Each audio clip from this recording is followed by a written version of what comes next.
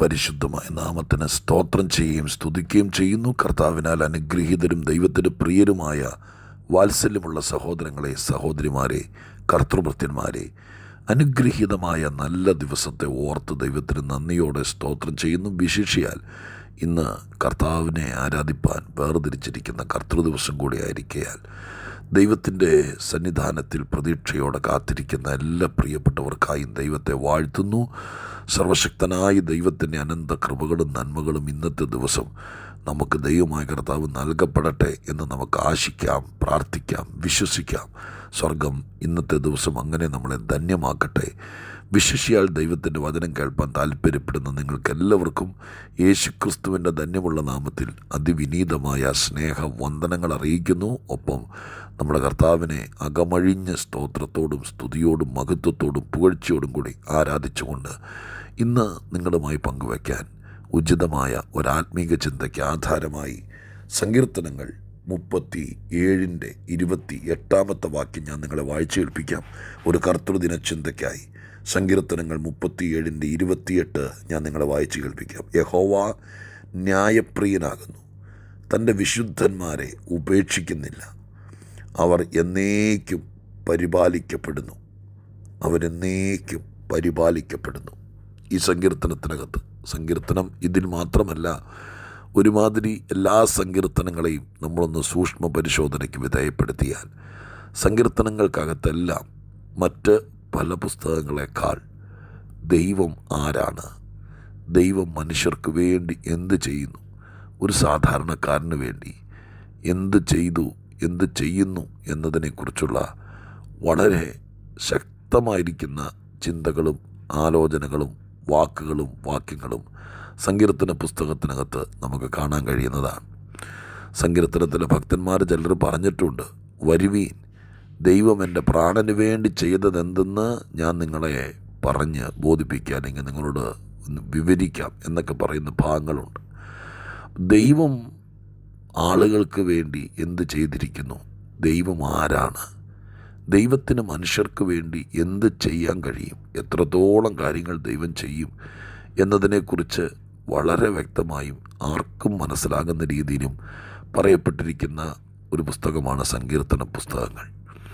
ആ ഭാഗങ്ങൾ നന്നായി വായിച്ചാൽ ദൈവം ആരെന്നും ദൈവം എന്ത് ചെയ്യുന്നു എന്നും ദൈവം നമുക്ക് വേണ്ടി എങ്ങനെ പ്രവർത്തിക്കുന്നു എന്നും ഇതൊക്കെ നന്നായി മനസ്സിലാക്കാൻ കഴിയും. അതുകൊണ്ട് തന്നെ ആയിരിക്കാം വേദപുസ്തകത്തിൽ സങ്കീർത്തനത്തിന് ഒരുപാട് വായനക്കാരുണ്ട്.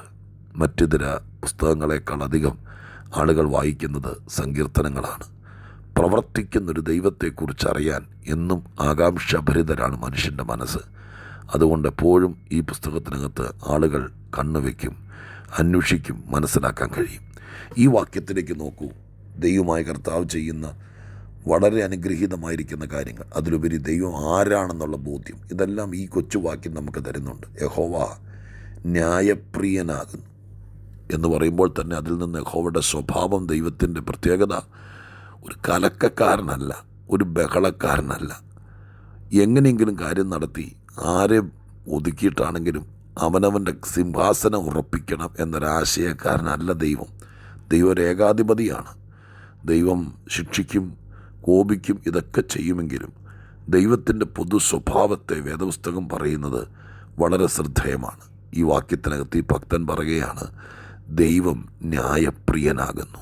ന്യായപ്രിയൻ എന്ന് പറഞ്ഞാൽ ഒരന്യായത്തിന് കൂട്ടു നിൽക്കാതെ ഒരുത്തൻ അന്യായമായി പീഡിപ്പിക്കപ്പെടുന്ന കണ്ടാൽ കർത്താവിനോടൊന്ന് പോകാൻ പറ്റില്ല. അതുകൊണ്ടാണ് ന്യായപ്രിയൻ എന്ന് പറഞ്ഞത്. നമ്മുടെ പലരും ഈ വക കാര്യങ്ങൾക്ക് പ്രിയത്വമില്ലാത്തത് കൊണ്ടാണ് നമ്മളത് വഴി തലയ്ക്ക് കണ്ടാലും അതിനകത്ത് ഇടപെടാതെ പോകുന്നത്. പക്ഷെ ന്യായപ്രിയനാണെങ്കിൽ അതിനകത്ത് എന്തിനോട് നമുക്ക് പ്രിയമുണ്ടോ ആ പ്രിയം നമ്മുടെ അകത്ത് കിടക്കുന്നത് കൊണ്ട് നമുക്ക് അവിടെ പരിചയക്കാരുണ്ടോ, നമ്മളെ സ്വീകരിക്കാൻ ആരെങ്കിലും ഉണ്ടോ, അവിടെ ചെല്ലുമ്പോൾ ആരെങ്കിലും ഇതൊന്നും ചിന്തിക്കുകയില്ല. പ്രിയം ഏതിനകത്ത് കിടക്കുന്നോ അതുമായിട്ട് നമ്മളങ്ങ് ലയിക്കും. അപ്പോൾ ദൈവത്തിന് ന്യായപ്രിയനാണ് എന്ന് പറഞ്ഞാൽ നമ്മുടെയൊക്കെ ജീവിതത്തിൽ സർവശക്തനായ ദൈവം പ്രിയം വയ്ക്കുന്നു. നമുക്ക് ന്യായം ലഭിക്കണം. അന്യായം ചെയ്യുന്ന ഒരുപാട് ആളുകൾ ലോകത്തിലുണ്ട്. നിങ്ങളോടും എന്നോടുമൊക്കെ അന്യായം പ്രവർത്തിച്ച ഒത്തിരി പേരുണ്ട്. ഇത് കേൾക്കുന്ന ആരെങ്കിലും അന്യായം പ്രവർത്തിക്കുന്നവരുണ്ടെങ്കിൽ നിർത്തണം. കാരണം ഇത് കേൾക്കുകയും അത് ചെയ്യുകയും ചെയ്യുന്നത് ഒട്ടും യോഗ്യമല്ല. ന്യായപ്രിയൻ, നമ്മളും അങ്ങനെ ആയിരിക്കണം. ഏത് കാര്യത്തിനും പക്ഷം പിടിക്കരുത്. ആരുടെയും കൂടെ നിന്നുകൊണ്ട് മറ്റൊരുത്തിനെ ഒതുക്കാൻ നോക്കരുത്. ന്യായത്തെ പ്രിയപ്പെടണം. ഒരു രണ്ട് മക്കൾ തമ്മിൽ പ്രശ്നമുണ്ടായാൽ അപ്പൻ ഇടയ്ക്ക് നിൽക്കേണ്ടി വരുമ്പോൾ ആരുടെ കൂടെ നിൽക്കും, ആരുടെ പക്ഷം പിടിക്കും എന്നൊക്കെ ഒരു വലിയ പ്രശ്നമാണ് മനുഷ്യനെ സംബന്ധിച്ച്. സഭയ്ക്കകത്തൊരു കൊച്ചു പ്രശ്നവും പ്രതിസന്ധിയൊക്കെ ഉണ്ടാകുമ്പോൾ ചിലപ്പോൾ 1-2 ഗ്രൂപ്പുകൾ സഭയ്ക്കകത്ത് ഉരുത്തിരിയാം. ഇതൊക്കെ സ്വാഭാവികമാണ്. ആ സമയത്ത് പരമാർത്ഥിയായിരിക്കുന്ന നാം എന്ത് ചെയ്യണം? ദൈവത്തിൻ്റെ സ്വഭാവക്കാരനായി നിൽക്കാൻ ആഗ്രഹിക്കുകയാണെങ്കിൽ ആരുടെയും പക്ഷം പിടിക്കരുത്, ആരുടെയും കൂടെ നിൽക്കരുത്. ന്യായപ്രിയനായി നിൽക്കണം. ഞാൻ ആ കാര്യമല്ല പറയാൻ വേണ്ടി വരുന്നത്, അതുകൊണ്ട് ആ ഭാഗത്തെ അധികം വിശദീകരിക്കുന്നില്ല. തൻ്റെ വിശുദ്ധന്മാരെ ഉപേക്ഷിക്കുന്നില്ല. വാക്ക് കേട്ടോ, ഉപേക്ഷിക്കുന്നില്ല. ധന്യനായ പൗലോസ്ലീഹ കൊരിന്ത്യർക്ക് ലേഖനം എഴുതുമ്പോൾ 2 കൊരിന്ത്യർ 4-ാം അധ്യായത്തിൻ്റെ 9-ാമത്തെ വാക്യത്തിന് ഇങ്ങനെ എഴുതിയിട്ടുണ്ട്: ഞങ്ങൾ ഉപദ്രവിക്കപ്പെടുന്നവരാണ്, പക്ഷെ ഒരു കാലത്തും ഉപേക്ഷിക്കപ്പെടുന്നില്ല. എത്ര വലിയ ചങ്കുറപ്പിൻ്റെ വാക്കാണത്. ഉപദ്രവവും പ്രയാസവും കഷ്ടമൊക്കെ ഇവിടെ ഉണ്ടാവും, പക്ഷെ ഞങ്ങൾ അനാഥരല്ല. ഉപേക്ഷിക്കപ്പെടുന്നവരാണ്, തള്ളപ്പെടുന്നവരാണ് ആ നിലവാരത്തിൽ പോകുന്നത്. പക്ഷെ ഞങ്ങൾക്ക് ഉറപ്പുണ്ട്, ലോകം ഒറ്റപ്പെടുത്തിയാലും ഞങ്ങൾ പലരാലും ഉപദ്രവിക്കപ്പെട്ടാലും ദൈവത്താൽ ഉപേക്ഷിക്കപ്പെടാത്തവർ. അതിനെക്കുറിച്ചൊക്കെ പറയാൻ, തോരാതെ പറയാൻ എൻ്റെ മനസ്സിന് വെമ്പലുണ്ട്. പക്ഷേ അത് ഞാൻ പറയാതെ വിടാം. നിങ്ങളെ ഞാൻ പറഞ്ഞുറപ്പിക്കുന്നു, എൻ്റെ പ്രിയപ്പെട്ടവരെ, എന്തെല്ലാം പ്രയാസങ്ങൾ, മനപ്രയാസങ്ങൾ ഒക്കെ നേരിട്ടാലും എൻ്റെ ദൈവം വിശ്വസ്തനായിരിക്കാൻ നാം ഉപേക്ഷിക്കപ്പെടുന്നില്ല. ദൈവം ഉപേക്ഷിച്ചാൽ പിന്നെ നമ്മുടെ വഴിയിൽ യാതൊരു പ്രത്യേകതയും നന്മയും ഉണ്ടാകണമെന്നില്ല, ഉണ്ടായിരിക്കുകയില്ല.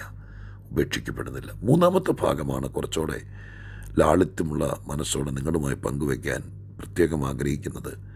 എന്നേക്കും അവർ പരിപാലിക്കപ്പെടുന്നു. പരിപാലിക്കപ്പെടുക. മറ്റിതര വേർഷനൊക്കെ നോക്കിയാൽ പല പല ആശയങ്ങളായിരിക്കാം. എന്നാൽ മലയാളത്തിലെ ആ പദം തന്നെ പറയാം: പരിപാലനം. ഒരു മൃഗത്തിനാണെങ്കിലും ഒരു ജന്തുവിനാണെങ്കിലും എന്തിനാണെങ്കിലും, ഒരു ചെടി നട്ടാൽ അതിനാണെങ്കിലും അതിൻ്റെ തോട്ടക്കാരൻ്റെയോ ഉടമസ്ഥൻ്റെയോ പരിപാലനം ലഭിക്കുക, അതൊരു വലിയ ഗുണമാണ്.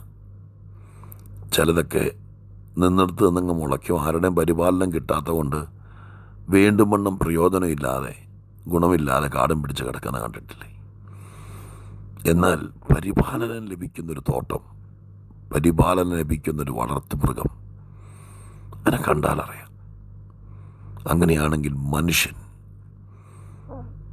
പരിപാലനം കിട്ടുന്ന ഒരു മനുഷ്യനാണെങ്കിൽ, ഒരു കുഞ്ഞാണെങ്കിൽ, മാതാപിതാക്കളുടെ പരിപാലനവും ശ്രദ്ധയൊക്കെ നന്നായി കിട്ടുന്ന മക്കൾ, സ്കൂളിൽ പഠിക്കുന്ന കാലത്ത് പലതരം കുട്ടികളാണ്. അത് മാതാപിതാക്കളുടെ പരിപാലനം ലഭിച്ച കുഞ്ഞുങ്ങളെ അധ്യാപകർക്ക് പെട്ടെന്ന് കണ്ടാലറിയാം, നമുക്ക് സമൂഹത്തിനിടയിൽ കണ്ടാലറിയാം. അത് മനുഷ്യൻ്റെ പരിപാലനം. അങ്ങനെയാണെങ്കിൽ സർവശക്തനായ ദൈവത്തിൻ്റെ പരിപാലനം ഓരോ ദിവസവും നമുക്കും നമ്മുടെ പിള്ളേർക്കും എപ്പോഴും കിട്ടാൻ തുടങ്ങിയാൽ എന്തായിരിക്കും ബ്രദറെ, എന്തായിരിക്കും സിസ്റ്ററെ നമ്മുടെ ജീവിതം? ഒരു ചെടി നട്ട് വളർത്തുന്നത് പോലെ എപ്പോഴും കൃഷിക്കാരൻ അതിൻ്റെ ചോട്ടിൽ നോക്കി അതിൻ്റെ ഇല വഴുക്കുന്നുണ്ടോ, അതിൻ്റെ അടിക്കൂടെ ഉറുമ്പ് വല്ലതും പോകുന്നുണ്ടോ, അതിൽ പൂക്കുമ്പോഴേക്ക് ഈച്ച വന്നിരിക്കുന്നുണ്ടോ, എന്തെല്ലാമാണ്. അതിൻ്റെ കൊമ്പ് പതുക്കെ മഴ പെയ്തപ്പോൾ ചാഞ്ഞ് തൂങ്ങുന്നുണ്ടോ, കാറ്റടിച്ചപ്പോൾ ഇച്ചിരി ചെരിഞ്ഞിട്ടുണ്ടോ, എന്തെല്ലാം കാര്യങ്ങളാണ് പരിപാലനം. അതിന് വളമിടേണ്ട സമയമായോ, വെള്ളം കിട്ടുന്നുണ്ടോ, സൂര്യപ്രകാശം നന്നായി ലഭിക്കുന്നുണ്ടോ, മറ്റ് വൃക്ഷങ്ങൾ അതിനെ ചോല ചൂടി മെനക്കെടുത്താൻ നോക്കുന്നുണ്ടോ? ഇതെല്ലാം ഒരു തോട്ടക്കാരൻ നോക്കുന്നുണ്ടല്ലേ. പരിപാലനം എന്ന് പറഞ്ഞാൽ അതല്ലേ. വേദപുസ്തകത്തിൽ പൊളിവാക്കുകളില്ല, കളവില്ല. നന്നായി ജീവിച്ചാൽ, ദൈവത്തിൻ്റെ വിശുദ്ധനായി ജീവിച്ചാൽ, ഈ പുസ്തകം പഠിപ്പിക്കുന്നു, ദൈവം അവരെ പരിപാലിക്കും. വാക്ക് സന്തോഷത്തോടെയാണ് രാവിലെ കൈക്കൊള്ളുന്നത്. എന്നേക്കും പരിപാലിക്കപ്പെടുന്നു. എപ്പോഴും, വാർദ്ധക്യമാകട്ടെ, യൗവനമാകട്ടെ, കാശപ്പുള്ളപ്പോഴും ഇല്ലാത്തപ്പോഴും, പരീക്ഷ നടക്കുമ്പോഴും പഠിക്കുമ്പോഴും, ബുദ്ധിമുട്ട് നേരിടുമ്പോഴും, ആശുപത്രിയിൽ അഡ്മിറ്റാകേണ്ട വന്നാൽ, നിനക്കെതിരെ ഒരു വലിയ പ്രതികൂലം നേരിട്ടാൽ, ആരെങ്കിലും നമ്മളെ കോടതി കയറ്റിയാൽ, ഏതെങ്കിലും വിഷയത്തിന് മുമ്പിൽ പകച്ചു നിന്നാൽ, എവിടാണെങ്കിലും, സമുദ്രത്തിലും തീച്ചുളയിലും സിംഹക്കുഴിയിലും കാട്ടിലും എവിടാണെങ്കിലും പത്മോസിൻ്റെ തുരുത്തിലും ഏകാന്തതയിലും കാരാഗ്രഹത്തിലും എല്ലാം ദൈവത്താൽ പരിപാലിക്കപ്പെടുന്നൊരു കൂട്ടരുണ്ടോ പ്രിയരെ? ദൈവം അവരെ എന്നേക്കും പരിപാലിക്കുന്നു. ഞാൻ അവസാനിപ്പിക്കട്ടെ. ഈ ഒരു ഗണത്തിൽ നിങ്ങളുണ്ടോ? നമ്മൾ ശരിക്കും പരിശോധിക്കണം. എന്നും വചനം കേട്ട് വിടുകയല്ല. ദൈവമേ, ലോകത്തിലുള്ള മുഴുവൻ ആളുകളെ ദൈവം എന്നേക്കും പരിപാലിക്കുന്നു എന്നല്ലാട്ടോ വാക്യം. അവൻ്റെ വിശുദ്ധന്മാരെ എന്നേക്കും പരിപാലിക്കുന്നു. പ്രിയരെ, ഈ ഭൂമിയിൽ ആരുടെയൊക്കെ തോളെ കൈയിട്ട് നടക്കാൻ നമുക്ക് അവസരം കിട്ടിയാലും, ആരുടെയൊക്കെ കൂടെ നിന്ന് ഫോട്ടോ എടുക്കാൻ നമുക്ക് അവസരം കിട്ടിയാലും, ദൈവം തമ്പുരാൻ പരിപാലിക്കപ്പെടുന്നവരുടെ കൂടെ നിൽക്കുന്നിടത്തോളം കാര്യമുണ്ടോ അതിനൊക്കെ? അതുകൊണ്ട് ദൈവസന്നിധിയിൽ ഇരുത്തി ചിന്തിക്കുക. കഷ്ടങ്ങളുടെയും പ്രയാസങ്ങളുടെയും നടുവിൽ നമുക്ക് ദൈവമുമ്പിൽ ഈ വാക്യം വെച്ച് പ്രാർത്ഥിക്കാം. ദൈവമേ, ഞാനും എൻ്റെ മക്കളും എൻ്റെ കുടുംബവും അങ്ങയാൽ എന്നേക്കും പരിപാലിക്കപ്പെടേണ്ടതിന് ഞങ്ങൾ സമർപ്പിക്കുന്നു എന്ന് പറഞ്ഞൊരു തീരുമാനത്തിലേക്കെത്ത്. ഇന്നു മുതൽ അത് ആസ്വദിച്ച് അനുഭവിക്കുക. എന്നേക്കും ദൈവത്താൽ പരിപാലിക്കപ്പെടുന്നവർ. പ്രാർത്ഥിക്കട്ടെ. പരിശുദ്ധ ദൈവമേ, ഞങ്ങളുടെ സ്വർഗീയ പിതാവേ, തിരുവെഴുത്തിലെ തിരുവായ് മൊഴികൾക്കായി നന്ദി. അപ്പച്ചൻ്റെ തിരുസന്നിധിയിൽ ഇരുന്നു കൊണ്ട് അങ്ങ് ആരാണെന്നും അങ്ങ് ഞങ്ങൾക്ക് വേണ്ടി എന്ത് ചെയ്യുന്നു എന്നും എല്ലാം ഞങ്ങൾ ഈ പുസ്തകത്തിൽ മനസ്സിലാക്കുകയാണപ്പാ. ഇന്ന് അവിടെ നിന്ന് ഞങ്ങളോട് പറഞ്ഞു, അങ്ങ് എന്നേക്കും പരിപാലിക്കുന്നവരുണ്ടെന്ന്. ആ ഗണത്തിൽ ഇത് കേൾക്കുന്ന ഞങ്ങളെ ദൈവം ഉൾപ്പെടുത്തണേ. അതിനുവേണ്ട വിശുദ്ധി നൽകണേ. ദൈവം ചെയ്യുമെന്ന് വിശ്വസിക്കുന്നു. യേശുവിൻ നാമത്തിൽ തന്നെ. ആമേൻ.